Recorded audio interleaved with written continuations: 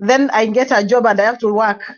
But all in all, thank you so much. Thank you, KYOT, for your commitment in hosting us in this world. And I want also to say good evening to everyone, wherever you are. And those wherever they are, it's morning, good morning. We are here back in Kenya, just finished from Mombasa as usual. And always and every time, I'll not stop talking about remaining focused. I have listened to very many speakers today. I had an opportunity to listen to many in this group. And I've heard so many opinions. Where am I agree. In totality, we need accountability, we need good governance, and we need good leadership.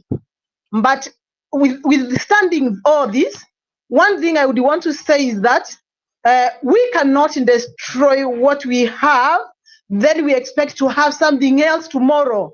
Some of us, we've grown in the highest levels of poverty. And right now, as we are seeing, we've seen things are changing. And when we go in the streets there and put fire on our roads, I don't think that pothole we have created, it will cost us again to construct it and to rebuild it after we are through. Can we also take care of our own properties and our own infrastructures? Because once we destroy them, we will be going at a loss.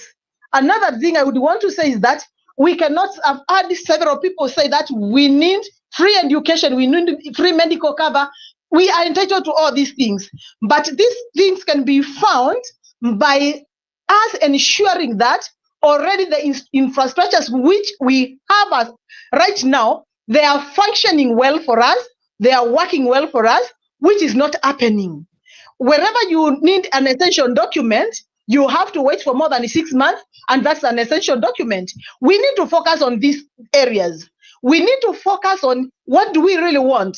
We need to protect. You agree with me that actually 97% of our country, people who are business people, they're running their businesses with big loans, which they have taken to sustain themselves and to have the businesses running. If you remember last year but one, when Raila was leading the maandamano after elections, if you remember very well, Samia Suluhu, Her Excellency President of Tanzania, she said it openly. She said, look, this is what is happening. We have received so many investors coming into our country simply because in our neighborhood, the fire is burning and they are taking advantage of that. That is the same thing we are still doing again as once we overdo what we are doing. When we start actually doing things that we are not supposed to do, a company will be deciding I'm closing down because I'm running at a loss. And that company is employing our own people. Then, by the time we are saying now, okay, we are done with the bad leadership now, President Ruto is out, and now we want to fix our country again. We do not have investors in the country, and they've left. So what are we supposed to do? First, we should be the foot soldiers to protect anyone's business.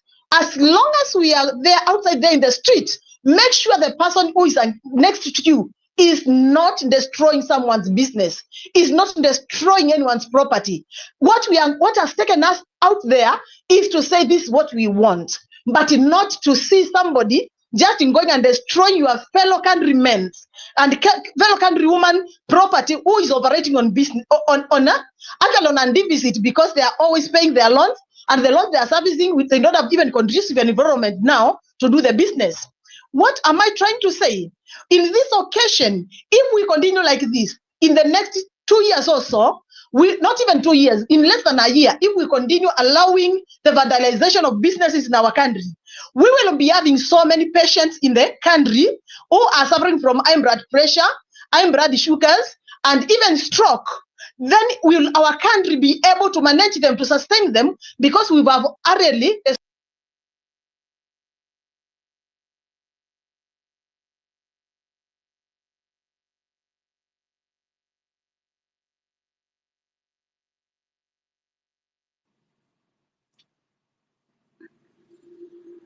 Wow. Is it only me? Can anybody hear Josephine? If you're on the speaker panel.